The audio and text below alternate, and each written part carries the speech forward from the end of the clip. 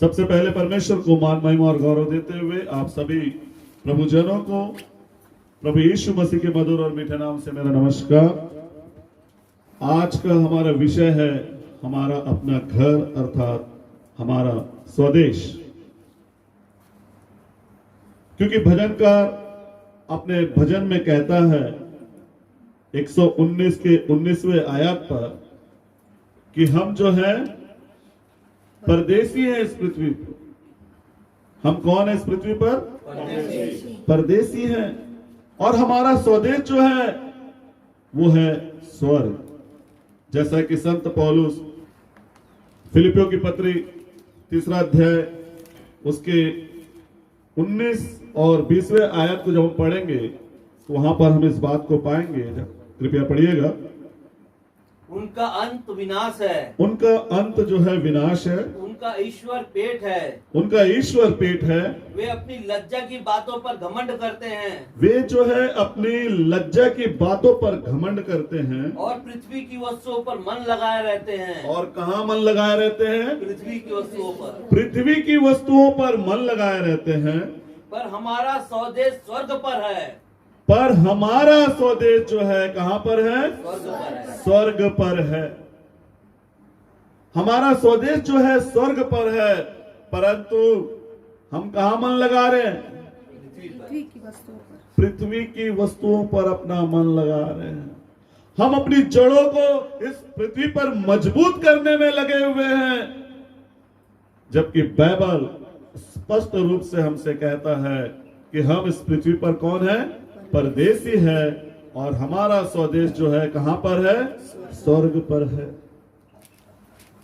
सो प्रियो, जिस प्रकार से मछली का जीवन पानी से है, उकाब का जीवन जो है उड़ने से है, उसी प्रकार से हमारा जीवन जो है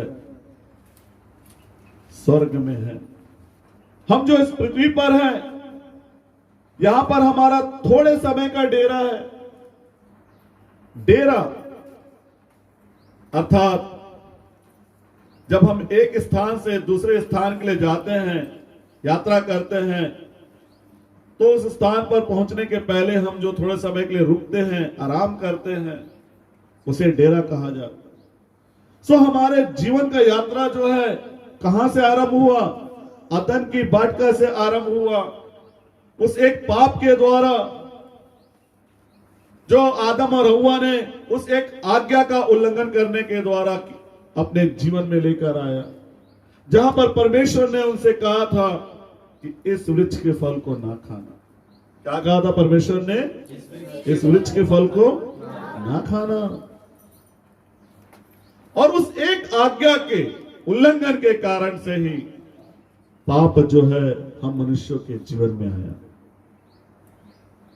और पाप जो है अपना प्रतिफल मृत्यु को जो है अपने साथ में लेकर आया। पाप का प्रतिफल क्या है? मृत्यु। सो प्रियो, उस एक आज्ञा के उल्लंघन के द्वारा पाप हमारे जीवन में आया, और पाप के द्वारा जो है मृत्यु हमारे जीवन में आई। और उस मृत्यु से जीवन के लिए जो हमारा यात्रा शुरू हुआ, उस यात्रा के दरमियान आज हम जो पृथ्वी पर जीवन व्यतीत कर रहे हैं, डेरे के नहीं अपना जीवन व्यतीत कर रहे हैं। क्योंकि हम कहां के लिए यात्री बने हुए हैं?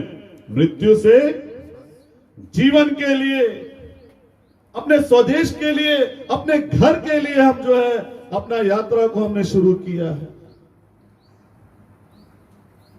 क्या हम अपने घर पे हैं?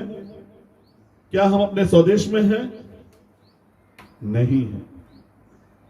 कृपया निकालिएगा 2 कोरिन्थियों 5वां अध्याय उसके पहले और दूसरे आयत, जहां पर इस प्रकार से लिखा हुआ है। कृपया पढ़े 2 कोरिन्थियों 5वां अध्याय उसका पहला और दूसरा आयत। क्योंकि हम जानते हैं क्योंकि हम जानते हैं कि जब हमारा पृथ्वी पर का डेरा जब हमारा पृथ्वी पर का डेरा सरी का घर गिराया जाएगा तो हाँ। हमें परमेश्वर की ओर से स्वर्ग पर तो हमें परमेश्वर की ओर से स्वर्ग पर एक ऐसा भवन मिलेगा एक ऐसा भवन मिलेगा जो हाथों से बना हुआ घर नहीं जो हाथों से बनाया हुआ घर नहीं, परंतु चिरस्थायी है। परंतु क्या है? चिरस्थायी चिरस्थायी है, नित्य है, सदा का है। सो हमें परमेश्वर के द्वारा जो घर मिलने वाला है स्वर्ग में, वो घर कैसा घर होगा? सदा का घर होगा, चिरस्थायी होगा, नित्य बना रहने वाला घर होगा। और उस चिरस्थायी घर के लिए हम इस दुनिया में अपने आप को यात्री जानते हुए, परदेसी जानते हुए, बड़े भय के साथ अपने जीवन को व्यतीत करने की आज हमें जरूरत है। जैसा कि लिखा हुआ है पहला पत्रस 2 अध्याय उसके 11वें आयत में भी, कृपया पढ़ेंगे। पहला पत्रस 2 अध्याय उसका 11वां आयत। हे प्रियो, हे प्रियो, मैं तुमसे विनती करता हूँ मैं तुमसे विनती करता हूँ कि तुम अपने आप को परदेसी और यात्री जानकर, क्या जानकर? परदेशी और यात्री जानकर उन सांसारिक अभिलाषाओं से जो आत्मा से युद्ध करती है, जो आत्माओं से युद्ध करती है, बचे रहो। क्या? कैसे रहो? बचे रहो। बचे रहो, बचे रहो। परंतु आज हम क्या कर रहे हैं? हम क्या कर रहे हैं? उनसे बचने की जगह उन्हें अपने जीवन में क्या कर रहे हैं? उतारने की कोशिश कर रहे हैं। बाइबल में लिखा हुआ है याकूब की पत्री 4 अध्याय उसके 4वें आयत पे कि संसार से मित्रता रखना यानी कि परमेश्वर से बैर रखना है। सो जो संसार से मित्रता रखता है वो व्यभिचारी जैसा है। उसे देखिए किस लफ्ज से, किस भाषा से बाइबल पुकार रहा है। हे व्यभिचारिणियों, हे व्यभिचारियों, क्या तुम नहीं जानते कि संसार से मित्रता रखना यानी कि परमेश्वर से बैर रखना है? प्रियो, पानी का उपयोग हमारे जीवन के लिए अच्छा है, परंतु अत्यधिक पानी में डूब जाना हमारे मृत्यु का कारण बन सकता है। पानी में डूबने से क्या होता है?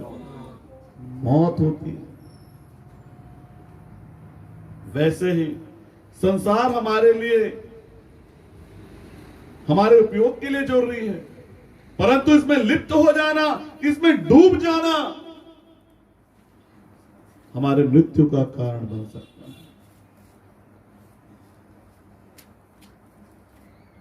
क्योंकि संसार में जो कुछ उत्पन्न होता है, बुराई, बुराई और बुराई ही उत्पन्न होती है। गलातियों की पत्री 1 अध्याय उसके 4वें आयत को कृपया पढ़िए। उसी ने अपने आप को हमारे पापों के लिए दे दिया, हमारे पापों के लिए दे दिया, ताकि हमारे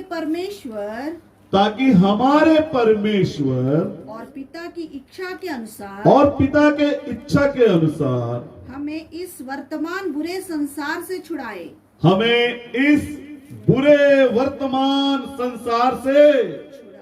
छुड़ाए। सो यीशु मसीह इस दुनिया में क्यों आया? हमें इस बुरे संसार से छुड़ाने के लिए आया। तो प्रियो, संसार में डूब जाना यानी कि बुराई में डूब जाना है। सो हमें संसार की बुराई से बचाने के लिए प्रभु यीशु मसीह इस दुनिया में आए ताकि हम मृत्यु से बचाए जा सके, क्योंकि पाप का प्रतिफल, बुराई का प्रतिफल जो है मृत्यु ठहरा है। अय्यूब की किताब को निकालेंगे, उसके 8वें अध्याय के 9वें पद को देखिए, वहां पर क्या लिखा हुआ। अय्यूब क्या कहता है? और इस पृथ्वी पर हमारे दिन किसके समान? छाया के समान है। सो प्रियो, हमारे लिए यह अच्छी बात नहीं कि हम इस संसार पर अपना मन लगाएं। प्रभु यीशु मसीह जो गया था वो दोबारा आने वाला है बादलों में।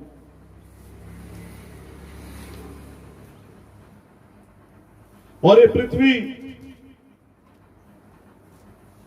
और यहां की सारी वस्तुएं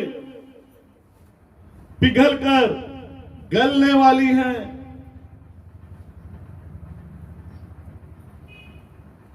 और उसके बाद यहां पर किसी प्रकार का कोई डेरा, कोई जीवन, कोई वास नहीं होगा,